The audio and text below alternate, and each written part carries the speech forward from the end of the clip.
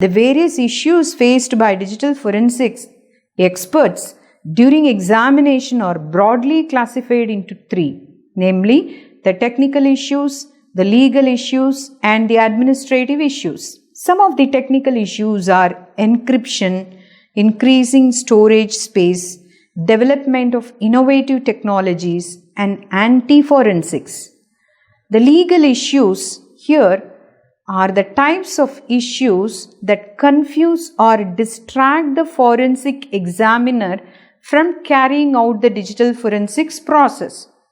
For example, a Trojan defense contains a piece of computer code injected and may be hidden to perform malicious activities like capturing the key logs and inappropriate file uploads and downloads and the installation of malicious viruses, etc. These Trojans cannot be identified or tracked easily and are usually hidden in the computer without the user's knowledge. They may automatically be induced to perform malicious activities. Of course, this legal issue may help the lawyer to defend the suspect from getting accused or being accused. Now the next administrative issues are accepted standards and fit to practice. Computer forensics has an excess number of standards and guidelines, of which there is no universally accepted standard that is available.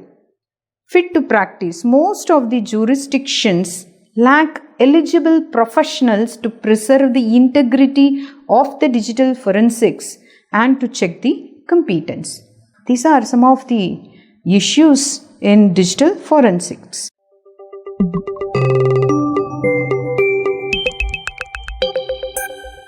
The major challenges in digital forensics are device proliferation, lack of training and resources, cloud forensics, once again encryption and legal issues.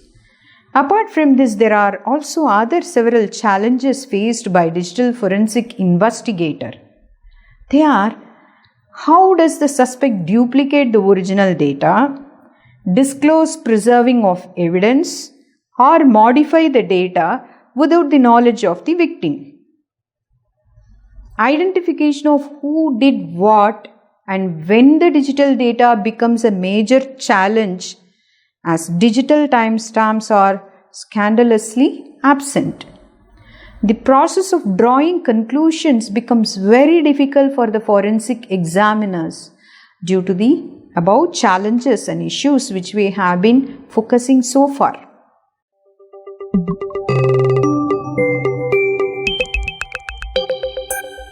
There are multi-purpose tools which are widely used in solving criminal cases. Once again, there is no single best tool that is capable of providing a universal solution with universal functionality.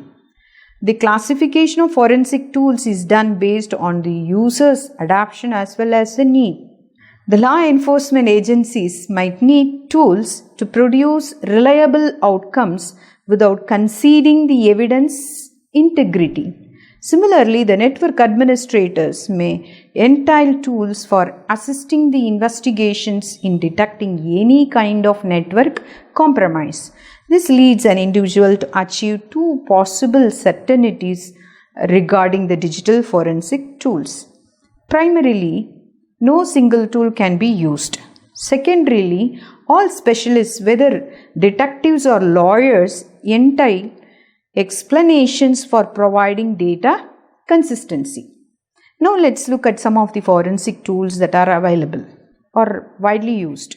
They are EnCase, Belkasoft Evidence Center, CAIN, that is Computer Aided Investigative Environment, the Sleuth Kit Autopsy, the Forensic Tool Kit FTK, and Wireshark. The digital forensic examiners also use open source tools like Packet Sniffers, Wireshark, or HashKeeper. These tools are usually free to use programs helping to speed up the database file examinations. There are also commercial tools available that work based on the operating system platforms. They possess multiple functions and efficient reporting capabilities. Some such tools are Encase and Kane. They work on Linux platforms and they help in forensic process.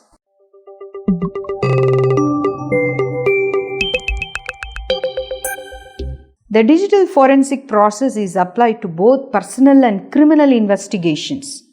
It is used widely in criminal investigation process as it becomes necessary to collect evidences against the suspect and it has to be produced in the court of law.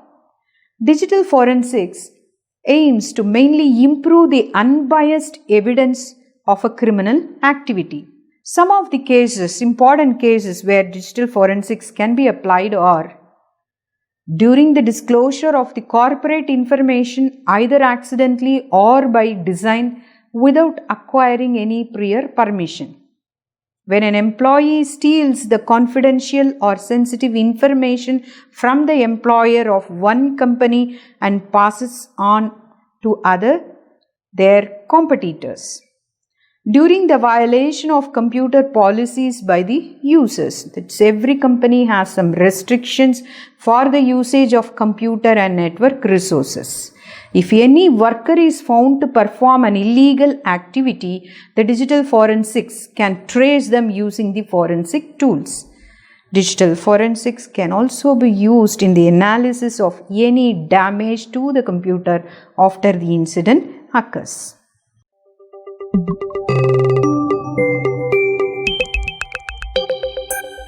The cybersecurity package today must consist of procedures which discloses every forensic requirement like communicating with law administration, examining and directing consistent assessment with respect to forensic policies and guidelines.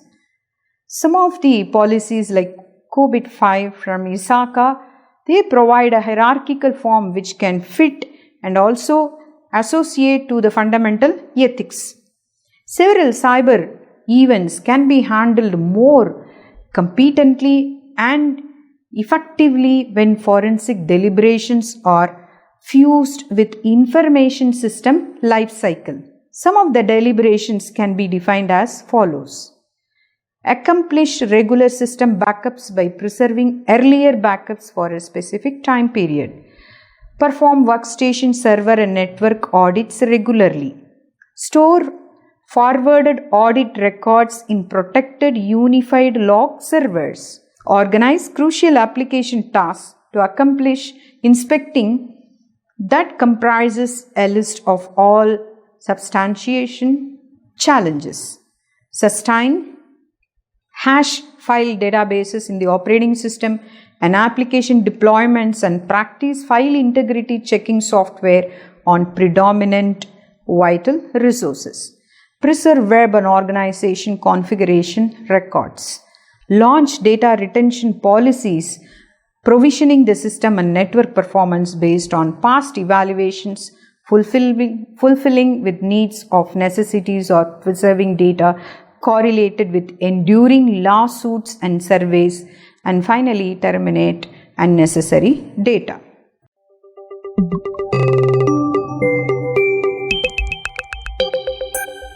Is there any criteria for selecting? Some of the important points to be considered while selecting a forensic firm are: based upon the requirements of the organization, the law firms must select their level of forensic expertise partners.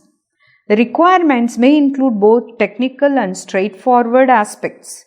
The technical aspect of forensic process deals with the operation of encrypted documents or recovering deleted archives. The straightforward aspect of the forensic science deals with the working of emails or text provided with known logins and password.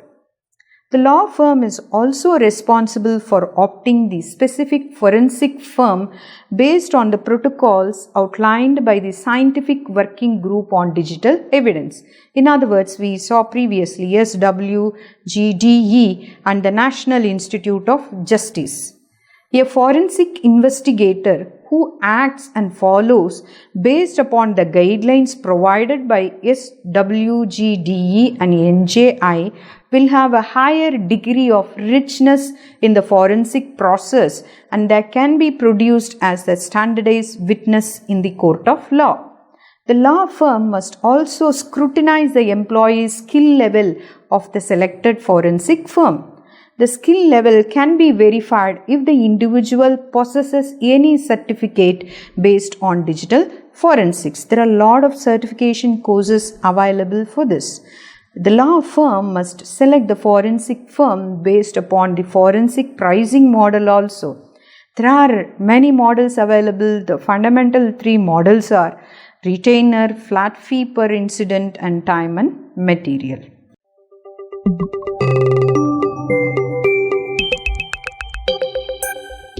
This module clearly explains the history, evolution, the need, and the use of digital forensics.